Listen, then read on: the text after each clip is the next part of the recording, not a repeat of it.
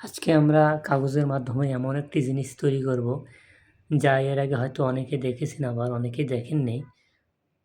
আসলে আগের যুগের মুরব্বি লোক যাদের মুখে দাঁত ছিল না, সেক্ষেত্রে তারা কীভাবে পান সুপারি বা অন্যান্য খাবার খেত, সেরকম একটা ইউনিক ডিজাইন আমরা আপনাদের মাধ্যমে কাগজের মাধ্যমে দেখানোর চেষ্টা করতেছি।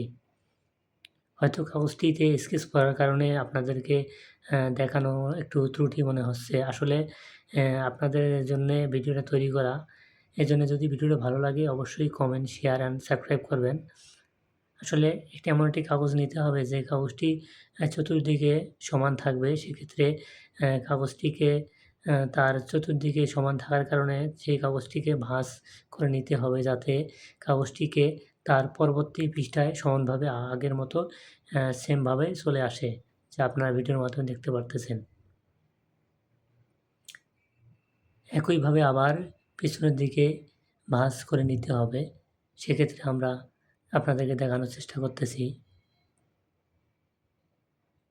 হ্যাঁ, একইভাবে সেম ভাঁজ করে নেওয়ার পরে আপনাদেরকে আবার একটি সামন দিকে ভাঁজ করে নিতে হবে, যাতে দেখতে আপনাদের সুবিধা হয়।